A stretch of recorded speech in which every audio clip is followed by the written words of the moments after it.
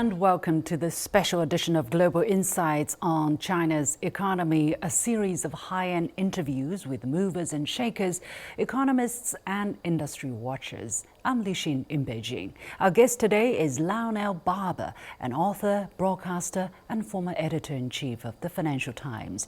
Check out his insights on how China's growth model has been changing. Lionel Barber joined the Financial Times in 1985 and served as its editor from 2005 to 2020. He has earned numerous honors as a highly respected figure in journalism, renowned for his sharp analysis, visionary leadership, and profound insight into global economic and political affairs.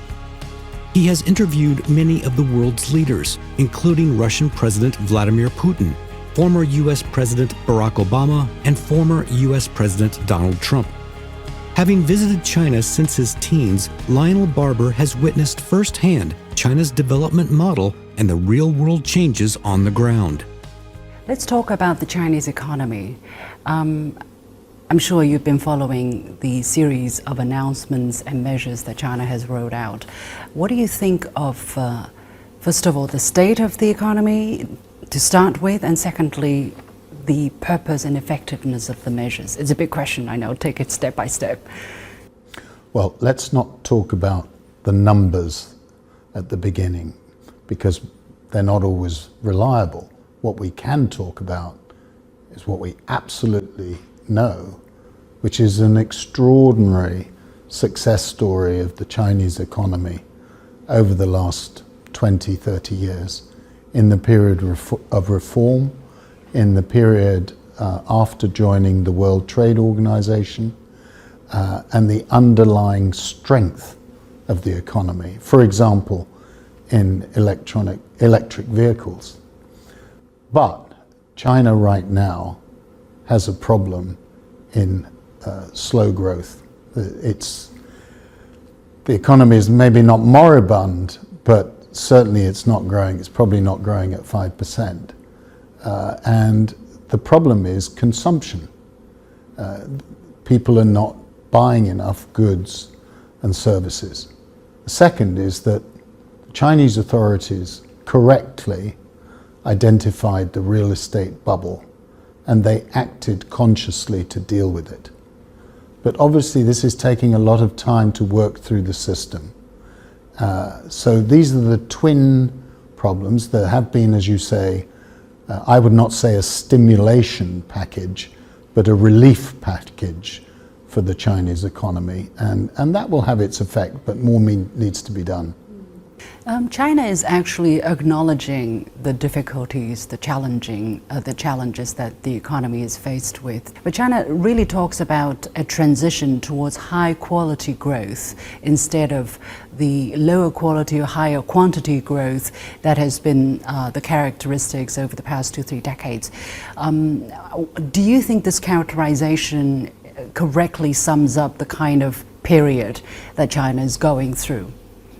I do think it's an accurate picture, and I think that what the Chinese government has done to try and start moving away from this investment-driven model, which was very successful for a long time, to try to rebalance in favor of the consumer. And I should acknowledge what China is also doing in terms of green energy transition and cleaning up the economy from an environmental point of view. But people have lost a lot of money on real estate. People invested their savings in real estate. That's natural in the absence of a comprehensive safety net. Local debt is one of the challenges. To combat this, China has raised the local government debt ceiling, providing local governments with 10 trillion yuan of resources to swap their accumulated hidden debts. With an additional 2 trillion yuan coming from housing improvement projects due after 2029, China's local governments will be left with only 2.3 trillion yuan in hidden debts by 2028, down from 14.3 trillion yuan. This enables resources originally allocated for debt repayment to be freed up to promote development and improve people's livelihoods. It will also create more policy space, which would otherwise be constrained by debt pressures, enabling greater support for investment, consumption, and technological innovation. Taken together with other new reforms, these moves are expected to deliver the steady and ongoing high-quality development of the Chinese economy.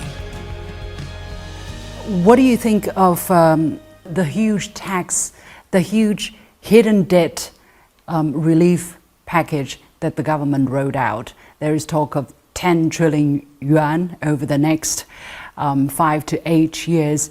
And it's a rather unprecedented way of dealing with hidden debt on the local level. From your expertise as one of the most influential financial publications in the world, how do you see it? Do you have questions for this kind of practice? Do you think it might work, but? Well, as you pointed out, I did work for 35 years at the Financial Times. I was editor-in-chief for 14 years. I don't work for the Financial Times now, but I observe and I'm involved in looking at various economies, including China's. And what I would say from my own experience is I went through the banking crisis, the savings and loan crisis in America in the late 80s, and I also went through the global financial crisis where China played an extremely important role in helping save the world economy with its reflation package. But in those two instances regarding debt and banks that were in terrible trouble or gone bust, you needed to have a relief package.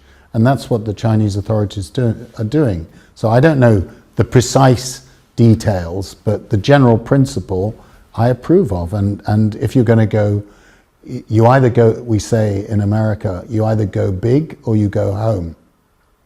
And one thing that I have noticed watching, the various programs and reading the various articles about analysis is the emphasis putting on transparency. For instance, China published for the very first time ever the exact amount of hidden local debts. This is one thing. Secondly, they published the amount of state-owned assets. And to me, that's encouraging language. It is encouraging. As I say, I'd like to know whether they really have got their arms around the whole problem. Maybe. But the more important issue is what you've just said, which is the Chinese authorities clearly feel that transparency, as best they can, is the best way to restore confidence, and they're thinking about the financial markets. And that is correct, because they are trying to manage expectations, but also instill confidence in investors that they've got a handle on this. And in that, I applaud what they're doing. Overall, from a Western perspective, do you think that there is really a correct, an objective, neutral understanding about the Chinese economy? Because we're really seeing a lot of very critical analysis, and coming from your background, your position, and also you have traveled here, you have talked, you have seen how people are, how the business and life is. Do you think there may be an overly negative portrayal of the Chinese economy? Because that's our impression working in the Chinese media. I think people have to be careful about being overly negative because, as I said, there's been a tremendous success story of the last 20 years, and people may be underestimating the underlying resilience of the economy, the capacity for policy innovation in the government, and just the long-term commitment to improve the welfare of China's population. I mean, there's a strong political commitment there. But at the same time, people worry about the incentives for the private sector. They worry also about arbitrary actions against foreign companies that are invested in China. So these things create uncertainty. The last point is that China, as I said, has a formidable technology base, formidable manufacturing, and if you look at the electric cars, where this is this is a great success story, but people now making their own cars in Germany or in America, they think that their industry could be swamped. So this is some of the background why people are going to take protectionist measures.